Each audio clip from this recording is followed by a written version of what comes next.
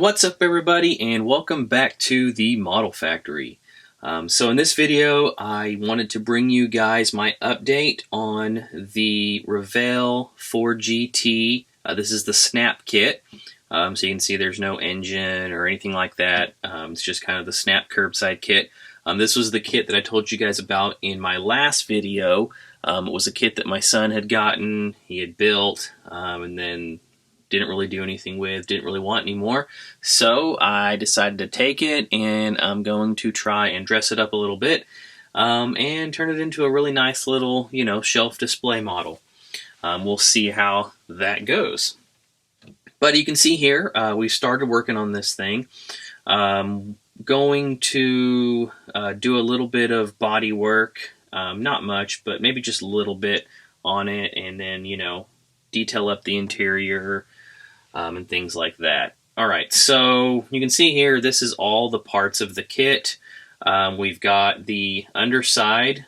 There's no detail in it. It is just literally a solid piece. I believe though the bottom of this car is pretty smooth like this. You can't really see much. There's lots of diffusers on the bottom. But there's that. We've got the tires, the wheels here. This is the interior tub. There's that engine back here. I'll dress that up a little bit, but there's not actually an engine. It's just kind of a cover piece. Headlights are connected. This just fits right inside of the body. We've got dashboard, seats, tail lights. The brakes are actually not a separate piece on these snap kits, these easy build kits. So we've got calipers and rotors. I've got them taped off right now because I sprayed some primer on these, but the axle goes through this piece and then it just kind of snaps onto this bottom chassis piece. If you guys have, built one of these Revell snap kits or had kids that have built them or whatever, then you know what I'm talking about. That's pretty much, at least for the ones I've done, that's how they connect the axles and the brakes and everything.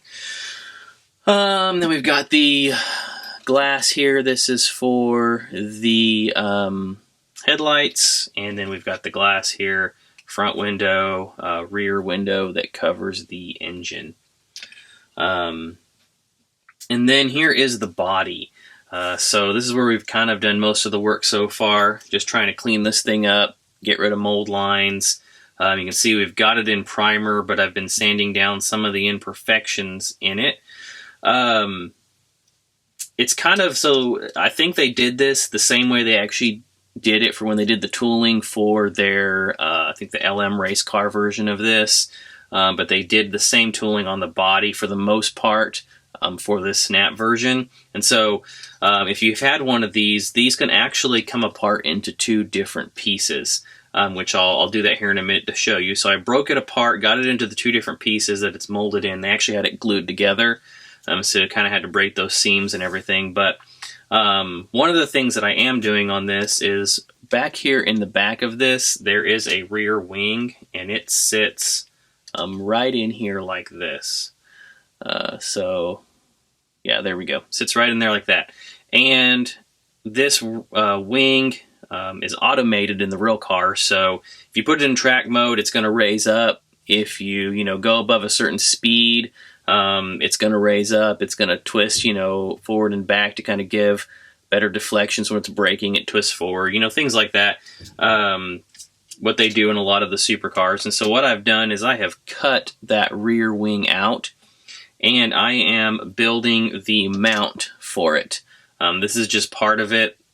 It's got about 4 different little pieces that go up into it. So I've drilled out holes back here, and if I can get this through here, there we go. So this is going to sit back here inside like this. It's a little long right now, so I'll be trimming these down. It's going to sit in there. There's going to be another set of these little pillars are going to come up here, and then the rear wing, will sit on top of them, kind of like that. I will try to take some, closer shots of that so you guys can see it, but that is what we've been doing there. So to show you, this body does come apart into 2 pieces. It actually snaps together really nicely, but there you go. So here is the front half. And one reason it does is because you have these air channels that go through right here on the GT40, and really the only way to get down in there and paint those successfully is to make this into a two-part body, so you can spray down in there. Otherwise it's kind of covered by these pieces that come over here, these little arches, and it's hard to get down in there and spray. At least that's why I'm thinking they did it. So here's the back end. You can see there all the pieces, or the piece of that.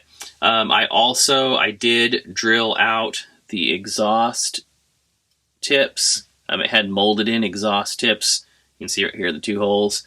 I drilled those out, and I'm going to be running some aluminum tube in there so that, you know, make it look, exhaust tips look a little more realistic with that. So yeah, that's pretty much where we're at on this thing, getting the body all prepped up. I think I've got pretty much everything cleaned up on it, so we'll be shooting it again with another coat of primer, and then we'll be laying down some color on it. I'm still trying to decide exactly what I want the color to be. I do like how these things look in white, so we may go that direction. That's the way I'm leaning right now, and we'll paint it white. Got the wheels out of the tires because I'm going to be painting those as well. There is the wheel. Thinking kind of like maybe a gunmetal gray or something like that to kind of offset the white. I think that would look really nice. So anyway, yep, that's where we're at on this one, guys. Gonna start making some more progress on it. Start doing some things to it, and get the build rolling on this one. So stay tuned. I'll get another update for you guys on it once I get some progress made. Actually, hold on. I have one other thing to show you. So, mirrors. It's going to be hard to see on here, but this is the rear view mirror. Right here, this is the ones that come with the kit, and my son had lost one of these. And so, I wanted to have the mirrors on there, so I decided to scratch build one. So this is the one that I have scratch built. I'll take a close-up of these so you guys can see it. But it's pretty close. Close enough that it'll pass, I think. It's not perfect, but close enough. It's a tiny little part, so I just used some styrene and kind of sanded it down and filed it into shape, bent it, all the goodness that you do to scratch build a piece. But yeah, so now we have two mirrors, and that will complete that up. So anyway, all right, well, that's it. Stay tuned for the next update, and like I always say, eat, sleep, styrene, and I will see you in the next video.